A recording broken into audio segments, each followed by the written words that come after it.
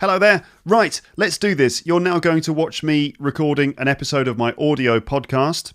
If you'd like to download the audio for this episode, just click the link in the description down there and you'll go to my website where you can download this episode, the audio for it, and in fact the audio for all my other episodes of my podcast, which is for learners of English. And at this moment there are about 430 episodes of the podcast on lots of different subjects. So check it out. The Luke's English podcast is also available on iTunes and all the other podcasting services and things like that. And many people listen to it and use it to learn English, basically. So check out the website, basically, if you want to find out more information about the podcast and download the episodes. But now, let's get started. You're now going to see me recording an episode of the podcast. I've just got this video camera running while I'm doing it, okay? So I think we need to get started. So I'm now going to play the jingle, and then we will be rolling. The podcast will be recording and we'll be rolling, okay? All right, then. So here we go. I'm going to press record, and then we'll get the jingle, and then we'll start properly. All right, then. So, here we go.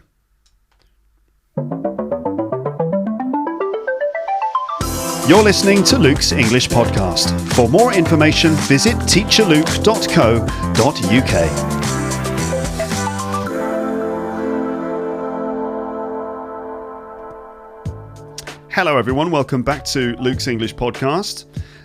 Welcome back to this podcast for learners of English. Here is a new episode for you to listen to and indeed watch.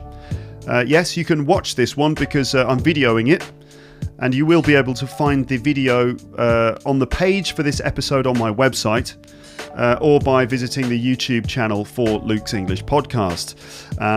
Okay, so also a lot of what I am saying here in this episode, particularly in this introduction, a lot of these words are written on the page for this episode. So you can read it with me, or you can check for certain words that you hear me using. So check it out. The best way to get access to these pages for each episode on my site is just to join the mailing list on my website. You'll see on the website in the top right-hand corner, it says subscribe to the mailing list. Just stick your email address in there, and then when I upload a new episode, you'll be sent a link in your inbox, and then you can click that link and it will take you straight to the page for the new episode, where you can find all manner of wonderful things, including some transcriptions, some particular bits of vocabulary that I sometimes print on the page, and also things like, videos when I'm recording them, and links and other things like that. So check that out. All right then, so this should be episode number 431. And in the last episode of this podcast, which was, I guess, logically, that would be episode 430, right? That's how numbers work. If you listen to the last episode, then you will have heard me talking to my friend Amber about restaurants and hotels, and also some crazy TripAdvisor reviews. And at one point in the episode, we talked briefly about Gordon Ramsay, who is one of the UK's most famous chefs, and his TV show, Kitchen Nightmares. Which was a really popular show in the UK a few years ago, all right? And I thought it could be interesting to do a whole episode of this podcast about that. So that's what you're going to get. So in this one, I'm going to talk a little bit about Gordon Ramsay, and then we're going to listen to some YouTube clips from one of his TV shows, and I will help you to understand all of the language that you'll hear. No doubt there will be some new vocabulary in there in the process, probably on the subject of food, cooking, restaurants and kitchens, but also lots of other natural language that just comes up, including plenty of swearing as well, lots of swear words, because Gordon Ramsay is known for his frequent use of swear words.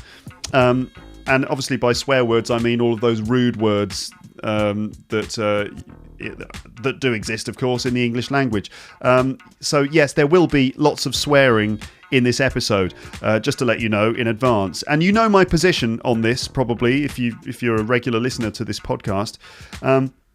My position on swearing and sort of me teaching you swear words or including swear words in my episodes, my position on this is that basically I'm trying to show you the language as it's really used, and that does include the rude words. But I'd like to just remind you that I suggest that you don't get tempted to start throwing swear words into your everyday English, all right? So even if you're kind of picking them up from movies and TV and maybe even episodes of this podcast, I would resist the temptation to start throwing them into your everyday English, of course. Don't make the mistake of thinking that swear words are a shortcut to sounding exactly like a native speaker. Okay? Often, swearing just gives people a bad impression of you. And we'll go into it more later because there are, lots of unwritten social rules around swearing that you do need to be aware of. The main point being that with swearing, right, it's much easier to sound rude and inappropriate than it is to sound cool. Okay? It's much easier to get it wrong and just end up sounding inappropriate rather than coming across as being, like cool or something. The main thing being, that's it. So you could think of swearing, right? You think of swearing like a motorbike. Okay? Now you might think that it's cool and it's a bit dangerous, but unless you really know what you're doing, then you're likely to seriously injure yourself. Now, you're not obviously going to injure yourself with swearing unless someone punches your teeth down your throat because you said something wrong.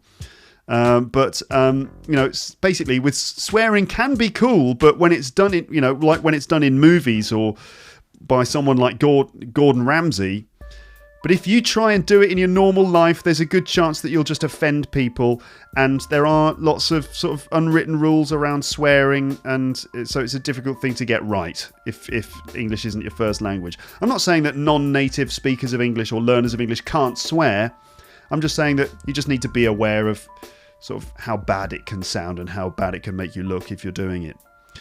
But with those things in mind, nevertheless, let's now cover an episode in which there probably will be quite a lot of swearing. So at the very least, you'll sort of learn the very British forms of swearing. But, use swear words at your own risk. If you end up getting your teeth punched down your throat, or you don't, you lose your job, or, something like you give people a bad impression, don't blame me, all right? Because I gave you that warning. So, anyway, in this episode, we will listen to some of the English in these YouTube clips of Gordon Ramsay, and we'll analyse the things that the people are saying, so that in the end, you can understand all of it, just like I do, which should help you to learn some real, authentic English in the process. You'll also learn a thing or two about restaurant culture in the UK, and about Gordon Ramsay, who is one of the most well-known people in Britain. And so let's start with Gordon Ramsay then. All right, so who is Gordon Ramsay and what is the TV show that I'm talking about? So Gordon Ramsay is a British celebrity chef, restaurateur and television personality. All right, so he's a celebrity chef basically who became famous on TV. It's probably worth mentioning the difference between the word chef and the word cook at this point, okay? Now, chefs and cook both spend time in kitchens and they both prepare food, but there is a difference. And by the way, it's cook, not cooker. A cooker is a machine that you use to do cooking. So a machine, like an oven, that's a cooker. A cook is a person who prepares food. And a chef is basically someone who's had professional training. At least a degree, a culinary degree. But so a chef is someone with professional training and experience, and a cook is just someone who cooks food. Okay, now both of those people might work in a kitchen, but mainly being a chef is about having the status of culinary qualifications and experience. Okay, whereas being a cook is just about preparing food. You might not have any qualifications in it. So I'm a cook. When I'm in the kitchen making dinner, I'm a cook, but I'm certainly not a chef because I don't have any qualifications. Okay then. Let's see. Gordon Ramsay is one of the most famous chefs in the UK and probably in the world as well, in fact. He has a reputation for being an excellent restaurateur. A restaurateur is someone who runs restaurants. Okay, not just someone who works in the kitchen, but someone who designs the menus and organises the kitchen, and also maybe is responsible for organising the front of house as well, like the design and decor of the restaurant area, and also is in charge of like employing the waiting staff and just managing the entire restaurant from top to bottom. That's the job of a restaurateur. So Ramsay has a reputation for being an excellent restaurateur and chef, and also for his extremely strict and direct style. He's very direct and very strict, and he doesn't really follow that stereotype of English people that you might have heard me talk about, or that you might have noticed yourself, which is, English people who sort of are a little bit reserved when it comes to giving negative feedback or criticism, and they tend to kind of use indirect communication styles. Not with Gordon Ramsay. He's really direct, about as direct as you can possibly be, which is, on one hand, it's like really rude and really antagonistic on one hand, but on the other hand, it's like refreshing and honest, and he's really pragmatic, and it's all about kind of getting the job done and making sure that everything's done properly. And it's a bit like the way in which people operate in restaurants. If you're running a restaurant, certainly in the kitchen, the culture is to be very strict and very direct, and it's quite aggressive and quite tough working in a really good restaurant. So anyway, he's got this reputation of being very direct, and he's often very rude, to be honest, saying exactly what he thinks about the people he's working with in the strongest and most colourful language. Imagine an army captain shouting at a platoon of soldiers during military training, or like a really tough football coach or something. Imagine that. Imagine an army sergeant or something coaching a football team, but with really good food. That's kind of what it's like. So Gordon Ramsay was born in Scotland, but he actually grew up in Stratford-upon-Avon. I didn't say that word very well. He was born in Scotland, but he grew up and spent much of his upbringing in Stratford-upon-Avon. Stratford-upon-Avon is quite a famous town in the Midlands in England. It's famous for Shakespeare. Shakespeare's birthplace is in Stratford, and so there's a great theatre there and stuff like that. It's quite a posh place. And anyway, so he grew up in Stratford, not far from where I grew up in England. So he is Scottish, but he doesn't speak with a Scottish accent. He speaks basically with an English accent, let's say, and it's like sort of standard received pronunciation, but with a slight kind of southern edge to it. You'll see as you listen to him in a few minutes. Gordon Ramsay has got restaurants all over the place. He's got restaurants in London, in Paris, and in New York. And during his career, he has trained at the highest level with French chefs in the UK and in Paris. And he specialises in Italian, French, and British recipes. And his cooking is known for being simple, unpretentious, high quality, and delicious.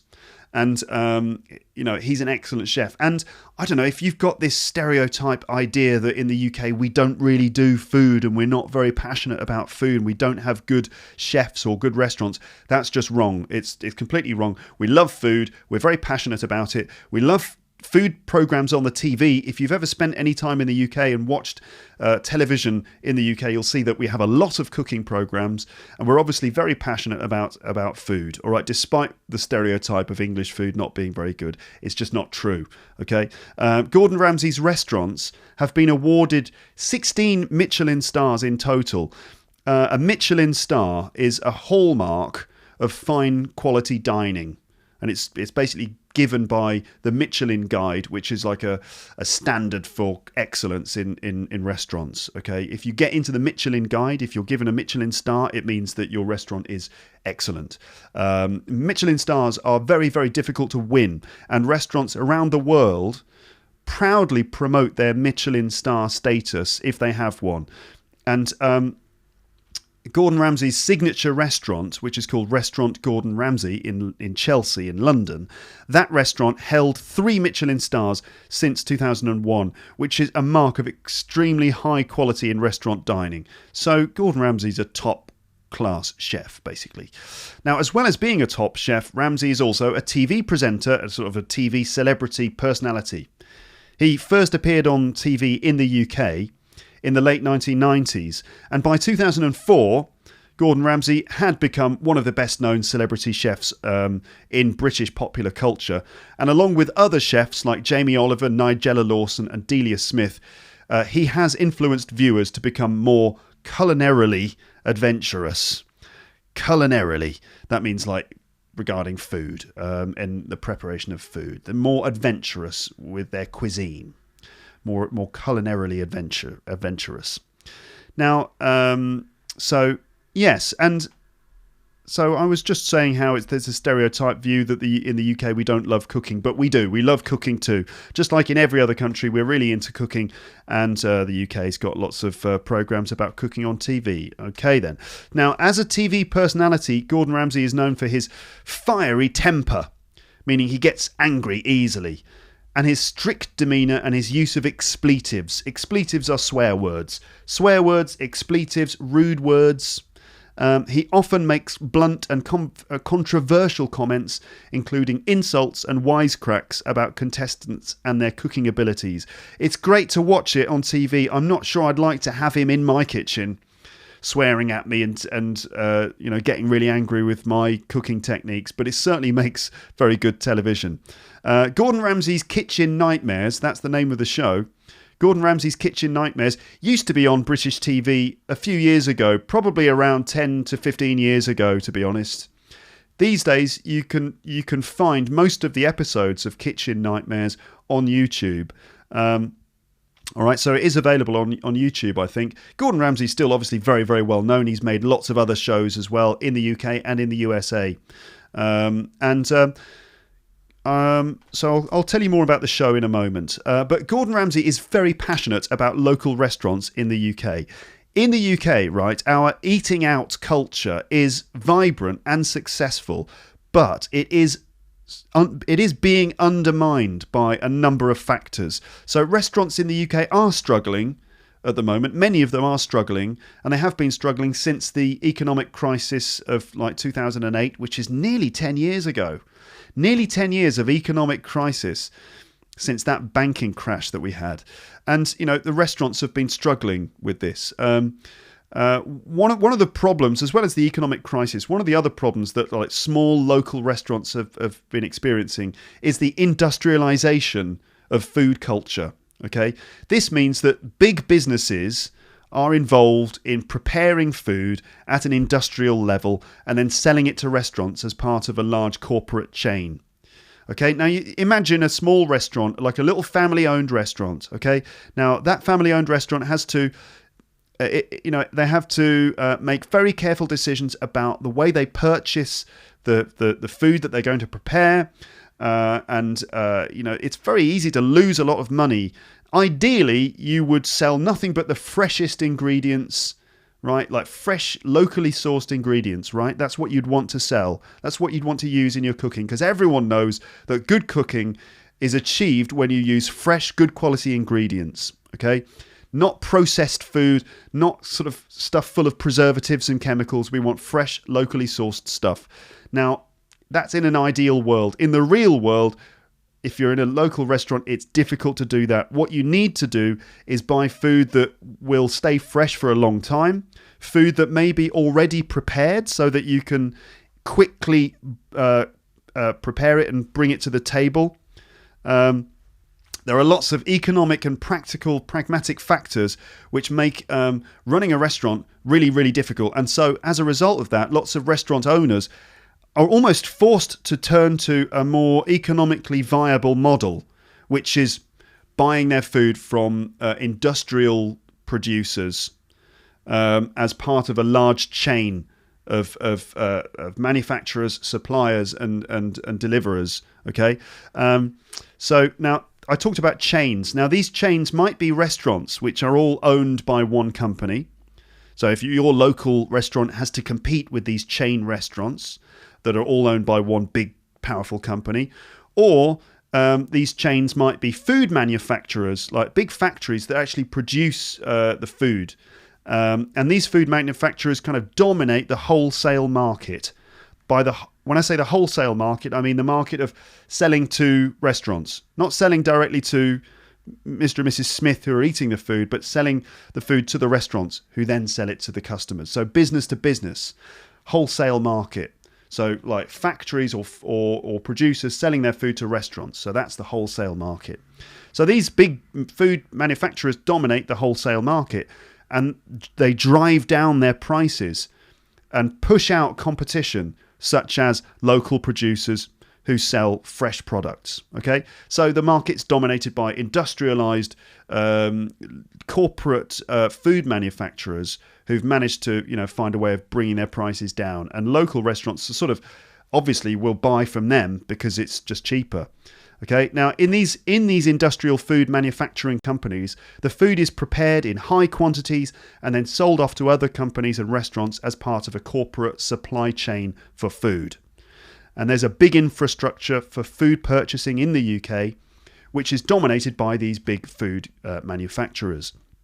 And as a result, many smaller restaurants are forced to buy industrialized and mass-produced food because it's cheaper and more convenient than fresh food, which you can buy direct from farms or markets. So, of course, as a local restaurateur, you might not be able to afford to buy your food fresh all the time and buy new food every couple of days, and you might not be able to sell it if you have a bad week, so you're going to lose money. So it kind of economically it makes more sense to buy from the manufacturing companies, but the food from these manufacturing companies is often processed and they do weird things to it. I don't know what they're doing to the food, but they use chemicals and they use different types of processes that make sure that the food stays fresh, but it's not going to be as good, it's not going to be as tasty.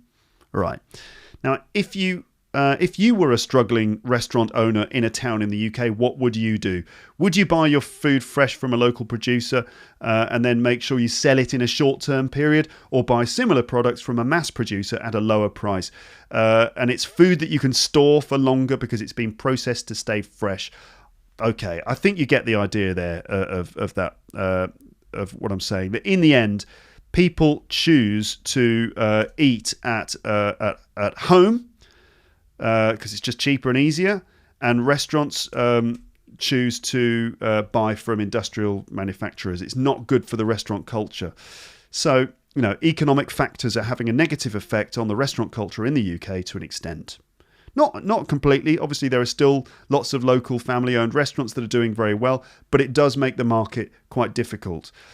Family-owned restaurants should be where you get proper, traditional and delicious local food, but these restaurants are being squeezed economically and forced to go along with the industrialized food manufacturing process.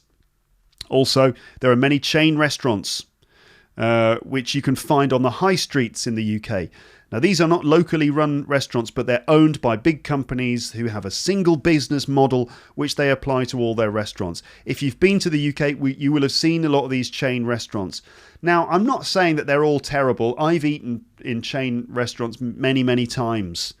But the success of those restaurants, I'm talking, I don't know, things like, Pizza Express and...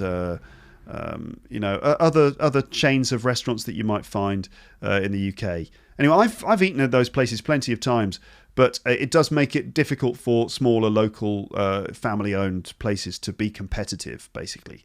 Now, Gordon Ramsay believes that these local restaurants are the backbone of our restaurant culture in the UK. He believes that they're really important to keep the restaurant culture alive and fresh and vibrant. And he strongly believes that they need to be supported so that they can compete with the corporate chains. And he thinks they should be given training so that they can serve the best food possible. And essentially, that's the concept behind Gordon Ramsay's kitchen nightmares. It's about trying to go into these little restaurants and support them and allow them to survive and allow them to, teach them how to compete and how to do their best, basically, and how to serve the best kind of food that they can. That's the concept, which is a very honourable idea, I think. But also, the show is just entertaining.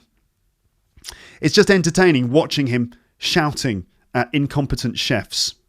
And you sort of let him get away with the fact that he's rude and bullying because you believe that he's really just trying to help them to do their best. You believe that he's trying to give them the discipline that they need to run a good restaurant. So in a sense, like, although he's really tough and really rude, it's kind of like tough love or something, And he does seem very passionate about proper restaurant culture in the UK. And I like that. I like that about him. And even though he's making his reality show, and obviously he's making money from being a TV star, I think he does care about improving restaurant culture in the UK, and he's obviously very passionate about, proper cooking.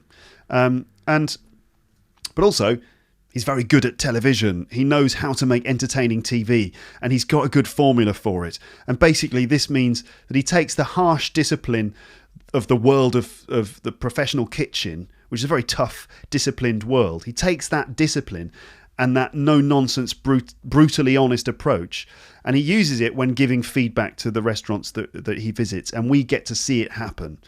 Okay, and so we often see Gordon getting angry, jumping up and down, swearing, and doing all manner of things to get his point across. And it does make good TV. Okay, so now let's now listen to Gordon Ramsay in action. And I should warn you, as I've already done, that there will be swearing. All right, I've already said that. No need to repeat that. I'm sort of editing this as I go, by the way, everyone. I've written some stuff on the on this Google document that I'm using. I've written some stuff here, and I'm using these notes as the basis for my episode. So if you hear me pausing and stuff, it's just that I'm kind of editing the notes as I go. All right, and as I said, you can find all this stuff. The finished version will be available on the website. So let's listen to a few scenes from the show, all right? And I'm going to make sure that you understand everything that's going on and everything that's being said, okay? So let's learn English with Gordon Ramsay. Let's learn English with Gordon Ramsay then. Okay, let's learn how to swear, basically. That's what this is going to be. All right, so, okay, let me just give you an overview of what the TV show format is. So Gordon Ramsay's Kitchen Nightmares was on the TV in the UK. And basically, in this show, in every episode, Gordon Ramsay visits a failing restaurant somewhere in the UK. So the restaurants are failing. They're losing money, they're getting terrible reviews, or no one's eating there. So these are failing restaurants. And he goes into the restaurant and he spends a week there, observing the way that the owners run the kitchen, how the business works, and what's going on at all levels in the restaurant. Usually, he starts by sitting down to eat the chef's speciality dish. And it's nearly always disgusting. And Gordon Ramsay then comments on how it tastes and how it looks. And also he probably comments on the decor of the restaurant and the service from the staff. And he's usually unimpressed. And you usually hear him swearing, going, "Fucking hell, look at the state of this place." Then over the course of the week, he helps the managers turn the restaurant around. It's almost always a huge challenge for these restaurateurs to turn this failing business into a thriving business. It's always a huge challenge. And the most difficult part is dealing with the psychological aspects, the sort of motivations and behaviour of the people who work in these places, the stubborn chefs, the relationship issues in the kitchen, the fact that these people have personal issues which are causing the business to go horribly wrong. So it does get very personal, and you could say that it's car crash TV. Car crash TV. That's an expression that is the kind of the sort of television show that is the sort of thing you watch kind of covering your eyes. You watch it between your fingers, like, it's almost a little painful to watch. We call that kind of thing car crash TV. So we see arguments, we see meltdowns, we see unhappy customers, and so on. In almost every episode, Gordon seems to go hopping mad as he can't believe the incompetence or shockingly low standards of service shown by the people in the restaurant. He then tries to help them change everything and turn the business around, and it all makes great telly. And by the end of the episode, with Gordon's help, they usually have turned the restaurant into a successful business again. There's a UK version and a US version. If you're interested in watching some episodes, I suggest that you try to search for the UK version. All right. Now, I love American TV shows. I love American stuff. I think it's brilliant. But in this case, I think the British version of Kitchen Nightmares is better than the American version. And if you search for Kitchen Nightmares, you're probably going to find episodes of the American version. But you need to search with the word UK in the title, and then you'll find the UK one. I think the UK version is better, really, because the US version is just horrible. I mean, it's full of all this fast editing because I guess viewers watching the American version, or the producers, imagine that the viewers don't have any attention span. So it's full of all these fast edits, and there's loads of music and sound effects which are added in order to tell you how you should be feeling about what's happening. It's very distracting and patronizing. Let me give you an example of the American version of Gordon Ramsay's Kitchen Nightmares, so you can just see, so you can hear what I'm talking about. So just check this out. Check out all the sound effects. It's like some kind of action movie trailer or something. This is the American version. Tonight on Kitchen Nightmares, Chef Ramsay heads to the historical Old Hitching Post in Hanson, Massachusetts. What a disaster. Where he faces off with an owner so stubborn. Fresh food doesn't taste better frozen. It doesn't matter if it's frozen or not. Fresh food doesn't taste better frozen. That's just an example of Gordon Ramsay getting angry. But listen to all the dramatic music and the swooping sounds, and it's like an episode of it's like watching The Terminator or something. Delusional. It's an insult to America. In this area, that's what they love. He doesn't even realize he is the reason his restaurant is failing. Don't tell me that. Owner Tom bought the eatery for his daughter Andrea. It's his way. Oh my God, I can't handle it. And it's not just in the intro as well, it's all the way through the show. Watery and bland. It is absolutely disgusting. Right, okay. So don't watch the American version, okay? Not that I've got anything against American TV in general, but that particular production, I don't know. The British version is better, all right, in this case. The UK version generally just has a bit of rock music in the background at the beginning, but then during the show, it's more simple. There's less music and there are fewer sound effects, and you can just focus on what's happening without these constant sweeping sounds and tense music.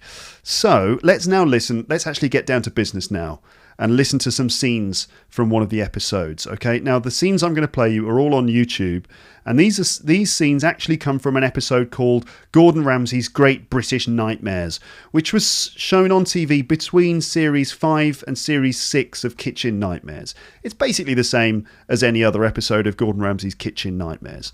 And in this one is called Gordon Ramsay's Great British Nightmare, Dovecot Bistro. And in this one, Gordon goes to visit a restaurant in Devon called Dovecot Bistro. Devon is in the southwest of England. He goes to this place called Dovecot Bistro, which is run by a guy called Mick. Okay, now let me just tell you let me give you a brief summary of the episode first, so you get some context, which will help you to understand the little scenes that we're going to listen to. Okay, so Mick is the guy who runs the bistro, and he's a former truck driver and burger van operator. A burger van, that's like a van. Van is an English word for a kind of a utility vehicle, like a car with a large area of storage on the back. So you could use it to, if you're transporting loads of furniture, you need to get a van. Okay, a van. In America they'd say a truck. A van. All right. So Mick used to run a burger van. A burger van, it's a van that has a window in the side, and he cooks burgers in the van and sells them through the window. That's what he used to do. Okay, not usually the cream of the cream in terms of, cooking, is it really, a burger van? But anyway, that's what he used to do. And he's since then he's opened a bistro, which is like a restaurant basically, with his wife and his adopted daughter. So it's Mick, his wife, and his adopted daughter running this bistro. His daughter's called Michelle, adopted. Gordon Ramsay is firstly appalled. So at the beginning, he's completely appalled and disgusted by the psychedelic wallpaper decorating the restaurant. So Mick has decorated the restaurant with this really flashy, psychedelic-looking wallpaper with these big black and white stripes in these star formations, and it's really striking. So first of all, Gordon doesn't like the wallpaper, and then his attention turns to the food and the way it's cooked. And while Ramsay is impressed with the simple menu, he's furious to find that Mick has very little cooking ability, using orange squash to make a sauce and using vacuum-sealed pre-cooked lamb shanks in a microwave bag. Okay, so he he uses orange squash to make a sauce.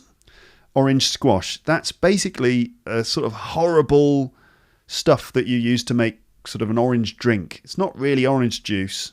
Orange squash it's the stuff that I used to drink when I was a kid, because back in the 80s, when parents didn't really know any better, they used my mum and dad and all the other mums for the kids at school used to buy this orange squash in these big bottles, and it was like this bright green cordial, and you pour about this much into a glass, right? Well, not anymore. I mean, I guess it still exists, but anyway, people used to pour. Well, you used to pour about this much in a glass and then top it up with water. So that stuff is like concentrated orange cordial, and it's basically made of, I guess there must be something orange in there, not just the colour. I think there's orange flavourings. Maybe an orange was like floated over the bottle at some point, or maybe a photograph of an orange was placed in front of the bottle for a couple of seconds,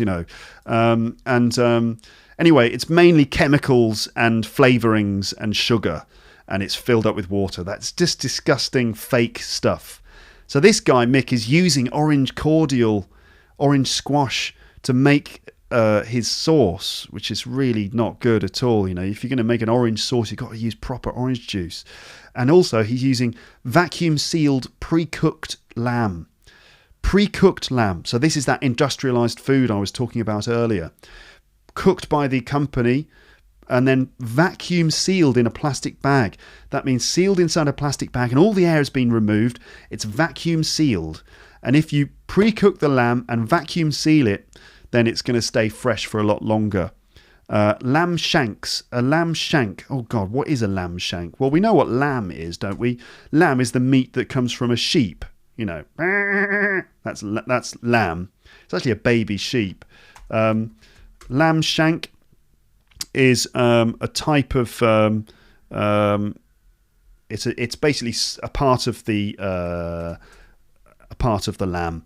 I still can't find out what lamb shank is. Which part of the sheep is it? Anyway, I think it's part of the leg. I think it's the thigh of a lamb's leg. So the upper part of a lamb's leg. So lamb shank. There's a bone on it, and the meat around the bone is really tender and delicious, usually. But this guy is cooking pre-prepared, pre-cooked lamb shanks, which have been vacuum sealed and then put in, and then he heats them up in a microwave and just opens the bag and just slides it onto the plate. No, it's not really very good. Now, not only does Mick show little responsibility in the kitchen, he's also secretive with his spending, and he's hugely in debt. So Mick has been lying to his wife about, money, and he's got lots of debt. So he owes a lot of money. He's borrowed money here and there, and he has lots of debt. So this is not a really good recipe. Cooking with these terrible ingredients, lying about finance to his wife. And Mick is adamant that the problems in the kitchen are not his fault. Adamant means he's certain, and he always says that it's not his fault. He's adamant that the problems are not his fault, and his stubbornness. Stubborn. This is an adjective to describe when someone refuses to change, or if they don't want to do something, they won't do it. Stubborn. And we associate stubbornness with an animal, don't we? With a donkey. Donkey's like a small horse, and they work very hard, but they're also very stubborn. And if a donkey doesn't want to move, it won't move because they're stubborn. So Mick is also quite stubborn, and apparently in this episode, his stubbornness causes a rift. It causes a split between him and his wife and daughter. So it kind of creates this rift in the family. Gordon Ramsay solves the crisis by taking the business matters out of Mick's hands and kicks him out of the kitchen. His daughter, Michelle, is placed in charge of the kitchen despite having no cooking experience. So although his daughter's got no experience, she's still a better option than Mick, who's lying and stubborn and all the rest of it. And Michelle rises to the challenge. And while Mick is not convinced over replacing his microwave food, the reopening of the restaurant is a success. Okay, now let's listen to the first scene And here we're going to hear, let's see, let me just find the right one. So this is where Gordon first arrives in the restaurant, and he sits down. He comments on the decor of the restaurant, then he sits down to try the famous lamb shank. And let's hear what he thinks about it. So as you're listening to this, I'd like you to just try to notice. So this is just about 3 minutes. I might pause it in the middle. But what I want you to notice is what does he think of the food? And what does Michelle, the daughter, what does she say about the way the food is prepared? Okay, and the other thing is, of course, watch out for the swearing. Okay, so if you don't like swearing, then just sort of like brace yourself. And if you do like swearing, then just, try to notice the ways in which Gordon Ramsay swears, because he is one of the best in Britain at swearing. Okay, here we go. Let's see what this ex-trucker can do. An eating experience you must try. The steaks, local produce, chicken dishes, duck, lamb shanks. Oh, lovely. All food is freshly cooked. Fuck me. Hello. Hello, Michelle. Michelle, nice to see you. And pleasure to meet you. Your blouse matches the wallpaper. I feel like I'm tripping out. Never touched this stuff, but I feel like I've just swallowed an E. Holy crap. Compared to the hideous wallpaper, the menu's very attractive. Simple, freshly cooked food. On paper, it looks delicious. Orange squash. Spoonful of gravy. Rich and meaty, it's called. Plate, a lot of them say it's the best they've had, so it can't be that bad, can it? First up, Mick's House Special. Duck with orange sauce. Excellent. Ooh la la. Okay, there's the potatoes. Just Jesus Christ. for you. Fuck me, do I need sunglasses? What is that sauce? I think maybe it's the orange squash he uses. Did she really say orange squash? It looks like someone's dropped a fucking lemon tart on my plate. Gives it colour. Fuck me. Jesus Christ, that's worse than fucking Benelin. Next up is the lamb shank. Ooh, I love lamb shanks. Fucking hell. Okay, there you are. Excellent, thank you. There's local lamb. They're actually vacuum-packed ones. Actually, they can last for about a year. Just say that again. They're bought in, they're vacuum-packed, the lamb shanks, and they've actually got a life shelf of about a year, and they don't have to be kept refrigerated. Holy fuck. Yeah. Hold on a minute. So where has that been hanging around?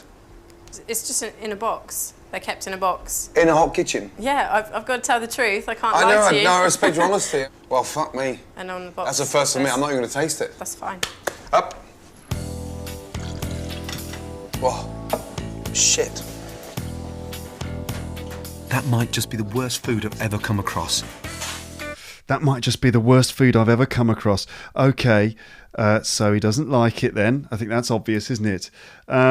Okay, let's go through that again, and I'm going to pause it and just explain things bit by bit. Now, I can't necessarily mention absolutely everything that you heard, but I'll try and do my best. We don't have all day. But let's see. Okay, so the first thing is he arrives at the restaurant. Now, again, just let me mention, you can find all these videos embedded on the page for this episode. So I do suggest that you check that out and look at the videos, because it'll help, to clarify all of this, and you'll actually get to see what's happening as well. So the first thing is he arrives at the restaurant, he has a look at the menu, and then he comes in and he comments on the decor, and then he sits down. Let's see what this ex-trucker can do. Let's see what this ex-trucker can do. So he's an ex-trucker, because we know they used to work in a truck, right?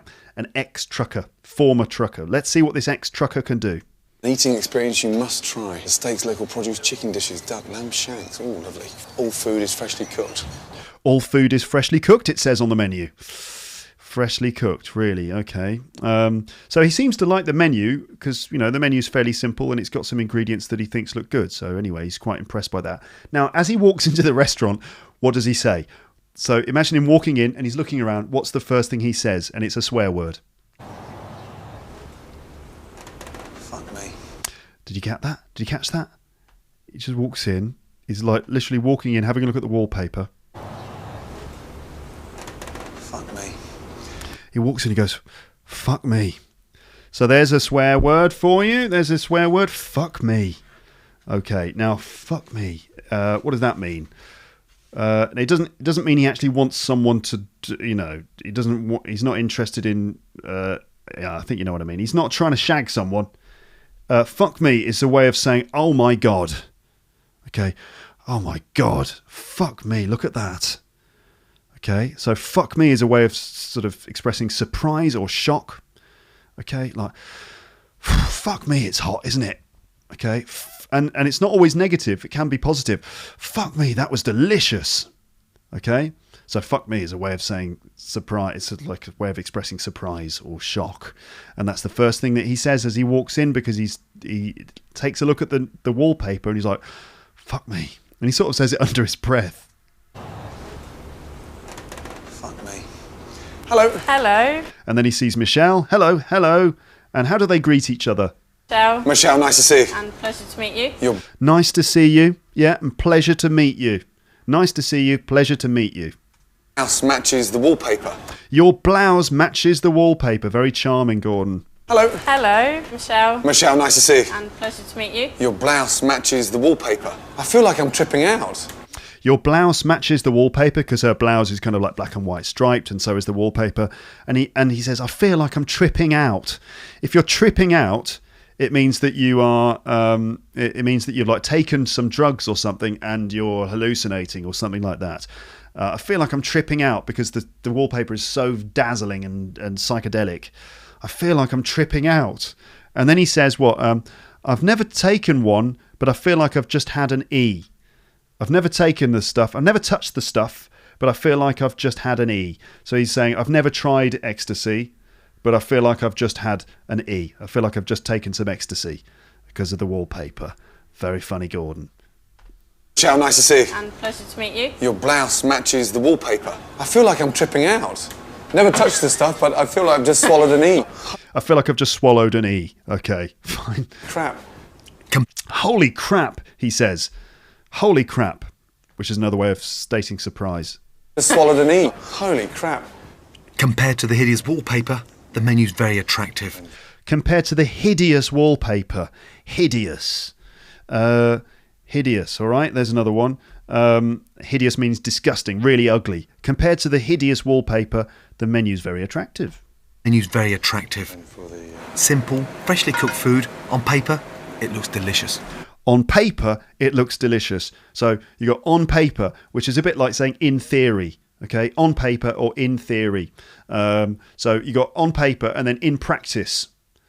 Okay, see what I mean? So on paper, meaning like if when you see it written down on the menu, it looks delicious, but in practice, when you actually taste it, it's not. So on paper or in theory, you know, on paper, the business plan looks great. Let's see if it actually works. So on paper and on paper, in theory, and in practice. Okay, so on paper, it looks delicious. It looks delicious. Now we see video of Mick cooking with his orange squash, which is not pretty. And Gordon can't see this because he's sitting in the restaurant.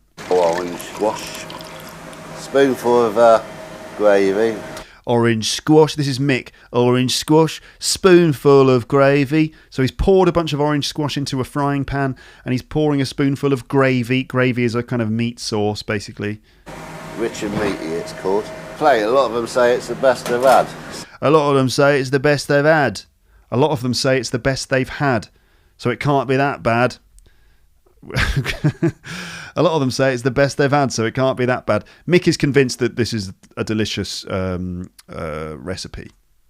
Plate. A lot of them say it's the best they've had, so it can't be that bad, can it? First up, Mick's house special. Duck with orange sauce. This is the house special, duck with orange sauce, and this is the sauce made from orange squash, and it's a bright orange colour. Excellent. Oh la la. Oh la la, says Gordon, which is a French expression, another expression for surprise. So we've had fuck me, and we've had holy crap, and now oh la la, which is, it's not strictly English. I think Gordon picked it up from French chefs he's worked with, probably. Okay, there's the potatoes. I'll just Jesus get vegetables Christ. for you. Jesus Christ. There's another rude one. Another expression of surprise because of the way it looks. I mean, it looks like it's radioactive, for goodness sake. Fuck me, do I need sunglasses? Fuck me, do I need sunglasses? What is that sauce? Uh-huh. Maybe it's the orange squash he uses. Did she really say orange squash? It looks like someone's dropped a fucking lemon tart on my plate. Looks like someone's dropped a fucking lemon tart on my plate. Okay. Notice the way he says fucking, not fucking. So which is a slight difference in his accent, which suggests that he's not from London. He's from somewhere further north. Looks like someone's dropped a fucking lemon tart on my plate. Okay. It looks like someone's dropped a fucking lemon tart on my plate. A lemon tart, you know, is a pie. It's like a sweet pie made from lemons, and it's usually bright yellow colour. Looks like someone's dropped a fucking lemon tart on my plate. He's now tasting it. Gives it colour. And he can't eat it. He's put it back onto the fork because he can't eat it because it's too disgusting. Mate. Jesus Christ, that's worse than fucking Benelin. Next up. That's worse than fucking Benelin. Benelin is a medicine that you would take if you've got a sore throat. Okay, imagine you've got a sore throat. I've got a bit of a sore throat. Take some Benelin. And it's like, you know, a bottle of medicine and you pour it onto a white spoon and it tastes disgusting, but it helps your throat. That's Benelin. And, you know, that kind of medicine is usually bright coloured as well and tastes horrible. And apparently this is worse than Benelin. That's worse than fucking Benelin. Next up is the lamb shank. Ooh, I love lamb shanks. Next, the lamb shank. Fucking hell. Okay, there you are. Excellent, thank you. This is local lamb. They're actually vacuum packed. Right, so this is where he realises that it's not local fresh lamb, and she admits openly that it's vacuum packed lamb, which is like cooked already somewhere else and then vacuum packed and then is stored in the kitchen in a box, just stored in a box on the floor in the kitchen, in a hot kitchen. Local lamb. They're actually vacuum packed ones. Actually, they can last for about a year. They can last for about a year. So there's the word last, meaning they can continue. They can last for a year. Okay, last. Nice word, nice verb, meaning to used to describe how long something continues. For example, the film lasts 100 minutes. The flight lasts 8 hours. Okay, I took some paracetamol and it lasts for 4 hours. Okay, so the food lasts for how long? 12 months or something. There's local lamb. They're actually vacuum packed ones. Actually, they can last for about a year. They can last for about a year. Oh, imagine having pre-cooked meat stored in a box in the kitchen for a year. Oh, that's not right. It's got to be full of chemicals. Just say that again. They're bought in. They're vacuum packed. The lamb shanks, and they. Passive voice. Have you noticed the grammar here? They are bought in. So Mick buys them in. Okay, they are bought in. They are vacuum packed. So passive voice. Mick buys them in. The factory vacuum packs them. They're vacuum packed, the lamb shanks, and they've actually got a life shelf of about a year, and they don't have to be kept refrigerated. They have a life shelf of a year, and they don't have to be kept refrigerated. They have a life shelf. Now, Michelle gets that wrong, probably because she's a bit nervous because she's speaking to Gordon Ramsay. It's not life shelf, it's shelf life. They have a shelf life of about a year. If food or products have a shelf life, it means that that's how long they last. Okay? So, for example, in this case, these lamb shanks have a shelf life of a year. A shelf is where you store things, right? You have shelves in your kitchen, and you've got shelves at the top and shelves at the bottom, like these places where you can store things. So, a shelf life, that means they can stay on the shelf for a year, in this case. They don't have to be kept refrigerated. Holy fuck. Holy fuck. So we've had holy crap, holy fuck, fuck me, Jesus Christ, and oh la la as well. Yeah. Hold on a minute. So where has that been hanging around? So where has that been hanging around? Where's that been hanging around? Meaning, where's that been waiting? Where's that been just sort of spending its time? Hanging around. I think you know the expression. What did you do last night? Oh, nothing. We were just hanging around in the park. Playing football. Just spending time in a place. So where's that been hanging around? Meaning, where's the food just been vaguely kept, not in a specific place? Where's that been hanging around? And I think she says it's been hanging around in a box. Hold on a minute. So where has that been hanging around? It's just in a box. They're kept in a box. In a hot kitchen? Yeah, I've got to tell the truth. I can't I lie know, to you. no, I respect your honesty. Well, fuck me. And on the box. That's a first for me. I'm not even going to taste it. That's fine. Up.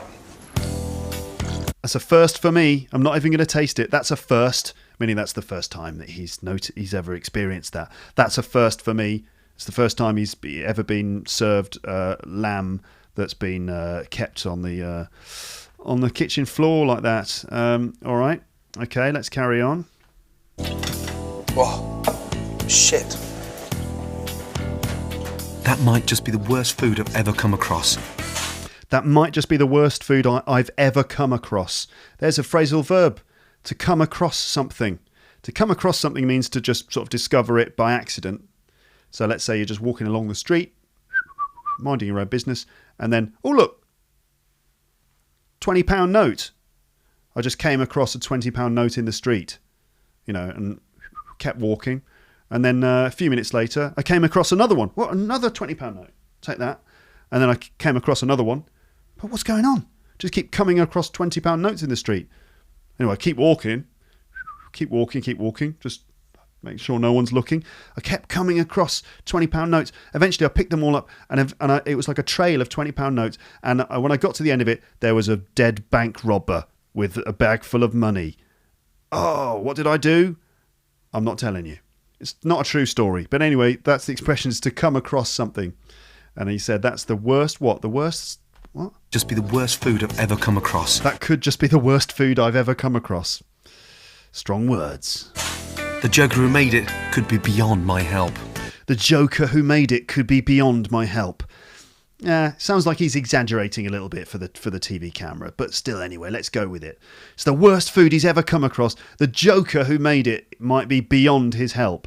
It's actually maybe true, because you see from the episode that he tries to help Mick, and Mick's not really up for it. Hello. In 21 years of fucking cooking, I've never, ever refused to taste a dish. In 21 years of fucking cooking, I've never, ever refused to taste a dish. So here he is in the kitchen now, talking to Mick and Mick's wife. And he's not mincing his words. He's getting straight to the point. In 21 years of fucking cooking, I've never, ever refused to taste a dish. Cooking, I've never, ever refused to taste a dish. And when the lamb shank arrived on the table, I got told that it has a shelf life of 12 months, doesn't need refrigerating, and Dad didn't cook it. When the lamb shank arrived on the table, I got told that it had a shelf life of 12 months, something, something, something, and Dad didn't even cook it. What was the something, something, something? Refrigerating, and Dad didn't cook it. Doesn't need refrigerating.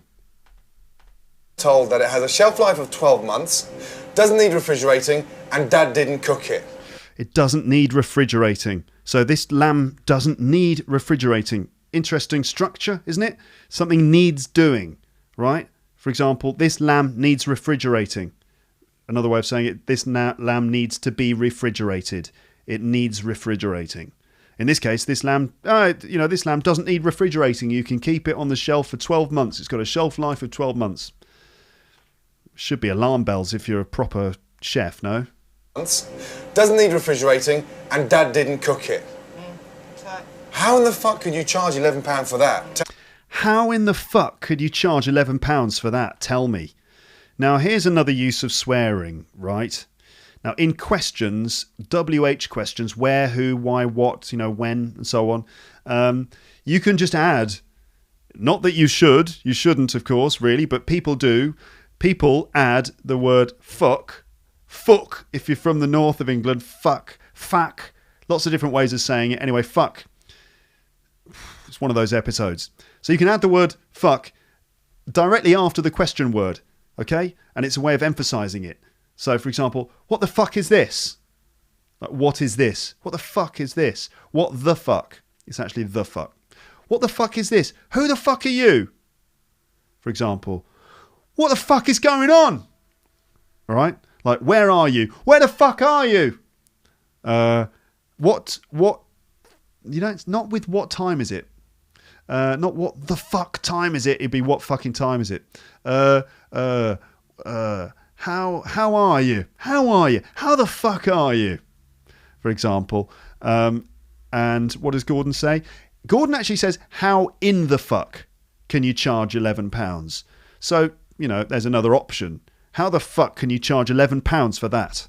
And how in the fuck can you charge £11 for that? How in the fuck? It's a pretty weird example of language, but it does show that fuck is one of the most versatile words in the English language. It can go almost anywhere in the sentence. We can transform it this way, that way. It's incredibly versatile, isn't it? Interesting that swear words often are the most sort of, as I said, most sort of adaptable words grammatically. And we use them in lots of different sentences. How in the fuck can you charge £11 for that? Now, you could put the word fuck in that question in different places. For example, how do you charge £11 for that? How in the fuck do you charge £11 for that? How do you fucking charge £11 for that? How do you charge fucking £11 for that? How do you charge 11 fucking pounds for that? How do you charge £11 for fucking that? How do you charge £11 for that, for fuck's sake? Okay. Be aware that swearing is considered to be very rude in most situations. But, you know, here we are, Gordon Ramsay, using it. I'm just trying to help you understand the way that people swear in British English. I'm not saying you should do it. Do what I say, don't do what I do. All right. And when the lamb shank arrived on the table, I got told that it has a shelf life of 12 months, doesn't need refrigerating, and Dad didn't cook it. How in the fuck could you charge £11 for that? Tell me. Most pubs around here all use the same sort of system. Mick, you're running a bistro. Where's the lamb shank? That's there the lamb you shank. are, Gordon. That's his famous lamb shank. There you are, Gordon. That's his famous lamb shank. So he's like asking where the lamb shank is. And she brings the box out and opens up the box, and there it is, this box of lamb shanks. Oh, God, it's not pretty. Oh, if you're eating nice lamb, you want it to be fresh, don't you? You don't want it to be vacuum packed and kept in a box for 9 months. Doesn't bear thinking about. Mick, what in the fuck is inside the lamb shank? What in the fuck is inside the lamb shank, Mick? Gordon Ramsay, right? I didn't tell you what he looks like. I mean, he's got this bright blonde hair. He's stocky and quite well built. And he's got like this face, right? He's got like these lines in his forehead. He's got like this sort of, I don't know how to describe his face really. His face just seems chunky. He's got a square jaw. He looks tough and he looks intimidating. And, you know, I'm sure he's quite a frightening person to deal with. So if you've got Gordon Ramsay's face right up in your face going, what the fuck is in these lamb shanks, Mick? It's going to be quite off-putting and quite intimidating. But, you know, the point is that the reason why Gordon Ramsay can do it is because he backs it up. He backs it up with all of his experience and all of his knowledge of cooking. And he backs it up with a sort of passion that shows he is trying to make people cook good food, ultimately. That's how he justifies being rude to people. You know, I mean, does it justify it? Not everyone likes Gordon Ramsay. He's quite a controversial person, you know, obviously, because of the way he talks and the way he acts. And a lot of people don't like him. But you can't argue with the fact that he gets results. Anyway. And how long has that been cooked for? How long has that been cooked for? So Mick doesn't know what the ingredients are of the lamb shank in this plastic bag. He doesn't know how long it's been cooked by the manufacturer, which is, again, not a good sign for a restaurateur, is it? You've got to know what's in your food that you're preparing and providing to your customers. And how long has that been cooked for? For a dish never to be refrigerated? Well, it's all chemicals, isn't it? And Mick goes, well, it's all chemicals, isn't it? It's all chemicals, isn't it? He says with a sort of slightly smug look on his face. And Gordon Ramsay at this point is like hopping mad. Chemicals? Well, it's all chemicals, isn't it? Chemicals? It's got to be. E number 2, E6134, E627, E262, thickener E415. God, how many E numbers was that? Oh, E numbers are like, you know, these evil chemicals. I say evil, I mean, you know, I guess they're used to preserve the food or to enhance the flavour. And some people say that E numbers are very unhealthy and that they can, they're very bad for your health because the body can't really process them properly because they're basically just like synthetic chemicals. E this, E102, E1 this, all these different E numbers. It's really, really awful. That orange squash, remember the orange squash I told you about before? The stuff that you used to get in the supermarket in the 80s in these big bottles, this industrial orange squash that all of our parents used to feed to us because they didn't know any better.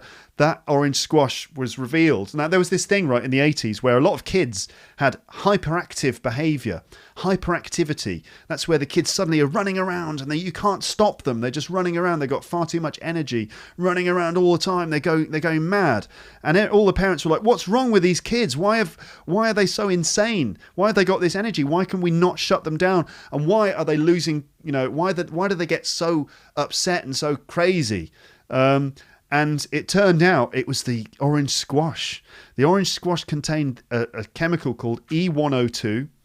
And E102 was people said that it caused major hyperactivity in kids, and so there was this big scare around the media and stuff about E102, which is otherwise known as tartrazine, and it's a synthetic lemon yellow dye. It gives the colour. Let's have a look at E102 side effects. So E102, otherwise known as tartrazine, is a synthetic yellow azo dye derived from coal tar. Coal tar. Tar is that thick black stuff that they used to put on roads. So tartrazine is derived from coal tar, and it's been banned in several countries like Austria and Norway because of serious side effects such as causing potentially lethal asthma attacks and rashes on the skin, DNA damage, and ADHD, attention deficit hyperactivity disorder. So, I mean, that's just one of the E numbers, but this bloody lamb contains all these different E numbers. I don't think it's got E102 in there, but a lot of E numbers for, preserving the food and providing colour and flavour. It's basically a bag of chemicals. Ugh. E number 2, E6134, E627, E262, thickener E415, E4112. Do you feel like having a shit? Oh my God. Do you feel like having a shit? E102, E164, E457, thickener E749. Do you feel like having a shit? To be honest, I've never heard that question before, except for in this show. Do you feel like having a shit, Mick? Do you feel like having a shit? Because you should feel like having a shit. This is shocking. Do you feel like having a shit? 415, E4112. Do you feel like having a shit? Thank fuck I didn't eat it. Oh, God. Thank fuck I didn't eat it. Okay. Which is another, thank God I didn't eat it. Thank fuck I didn't eat it. Oh, dear. Don't be offended, all right? Please don't be offended, because it's just not worth it, all right? Because they're just words. It's not really that bad. Don't be offended. It's all fine. Just don't use them. You don't have to use them, but at least learning how people really speak. And this show was a seriously popular show on the UK. It used to be on in the week. I think it was on like a Wednesday evening at about 9 p.m. 9 p.m. is the time in the UK when you get after 9 p.m. That's when children are expected to be in bed. And that's when they start to show programs that contain more adult stuff like rude language and things like that. So it's probably on 9 or 10 p.m. And many, many millions of people used to watch this stuff. And we all survived despite the swearing. So thank fuck I didn't eat it. So what did we have before? We had, what the fuck is that? Okay, now there is a less rude version. You could say, what the hell? What the hell is that? Or even, what the heck? What the heck is that? Now that's the same thing, but less rude. So you don't have to say, what the fuck is that? You could say, what the hell is that? Or what the heck is that? And thank fuck I didn't eat it. Thank fuck we didn't go out. Look at the rain. Thank fuck we didn't go out. Thank fuck I didn't eat it. You could say, thank God instead. Thank God I didn't eat it. all right, which is generally in the culture less rude than saying the F word. All right, do you feel like having a shit? I am amused by that one, I have to say. Thickener E415, E4112. Do you feel like having a shit?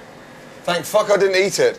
Sugar, flavourings, colour, E150D. Spices, emulsifier, E322. Yeast, extract. Come on, Mick. Fuck me. I'm surprised you haven't fucking killed off half the population in Oakhampton. I'm surprised you haven't fucking killed off half the population of Oakhampton. To kill off the population, I think you get the idea. Not just to kill the population, but to kill off. That means completely exterminate. Not just kill them, exterminate them, kill them off. I'm surprised you haven't fucking killed off half the population of Oakhampton. All right then. Now, I would like to continue. I'd like to go through the other episodes, the other little videos in that from that episode of Kitchen Nightmares, because there are about three other clips on YouTube, because you might want to know what happens next. How does Gordon deal with the rest of the problems in the kitchen, and what happens at the end? Now, I think what I'm going to do is stop this podcast now. And this will be the end of part 1, and then I'll start again with part 2 in just a moment. Okay, so there'll be a second episode and probably a second video available for this too. Okay, as long as the video is working. I think it's working all right. You never know. Sometimes you get technical problems, and then when you finished recording, you realise that, oh God, it didn't work, or there was a problem with the sound or something. As far as I can tell, it's working now. So there should be a part 2 for this coming soon. All right, then. Okay, so how are you doing out there in podcast land, ladies and gents? Are you doing all right? Have you managed to follow this? You've picked up a few bits of language from this one, right? Obviously, there's all the swearing stuff, but also some other things like on paper. On paper, it looks delicious. Hideous food. Like, it looks hideous, meaning it looks really ugly. Benylin, that cough medicine. A shelf life. It's got a shelf life of about a year. It lasts for about a year. Where's that been hanging around? And come across. It's the worst food I've ever come across. And other stuff. And don't forget to visit the page for this episode on the website. If you're watching the video, just click the link below. And if you're listening, if you're on a bus or something and you're listening to this, or you're just out and about doing your thing, or you're in the kitchen preparing your dinner, then don't forget to check out the episode page, teacherluke.co.uk. This should be episode 431, and you'll find it in the episode archive. Just go to the website and click episodes, and you'll find the episode archive there. And as I said before, join the mailing list. It's the easiest way to get access to the page, because I'll send you a link straight to your inbox when I've published it. Okay then. All right, so that's it for now. Speak to you again on the podcast soon, but for now it's just time to say goodbye. Bye. Okay, so that's the end of the audio episode. The video is still rolling, but that's it then. All right then, fine, good. Thanks YouTube, thanks for watching all the way to the end. As ever, leave me a feedback, because I've only started doing these video versions of the podcast fairly recently. I don't do videos of every single episode. I just do videos when it's possible. It's a little bit complex to get it all done, but let me know if you think it's worth it, and I imagine you think I should continue doing these. I hope so. What else? Got a comment on one of my other videos just today that said, really great to see you're doing videos on YouTube. 1 point, make sure that you look at the camera more when you're talking, because it will be more engaging. I can't remember who wrote that comment, but I would just like to say, yes, that is obviously very good advice, and I know that it's important to look at the camera as much as possible when doing a video, because it creates the right level of engagement with the audience and so on. The thing is that when I'm doing these audio episodes, the main focus, really, what I'm trying to do is create the audio episode, so that's my main focus. And also, often I'm using the screen here. I'm reading stuff from the screen. I'm checking stuff on the screen there. So sometimes my attention is focused on that, which kind of draws my attention away from the camera. What I've done for this one is I've put the camera a little bit closer to the screen, so that even when I'm not looking at the camera, it feels like my vision is not too far away from you, because I know that when I'm not looking at you, you probably feel all lonely and and lost or something and just alone in the universe. So I have to be looking at you, right? Eye contact. Yeah. Okay, just a bit of psychology there. Now, I understand it's important to engage with the camera. So, just another consideration to bear in mind when doing these videos. Thanks again for watching. And look out for more videos coming soon. But for now, it's time to say goodbye to all of the video people. All right then, goodbye.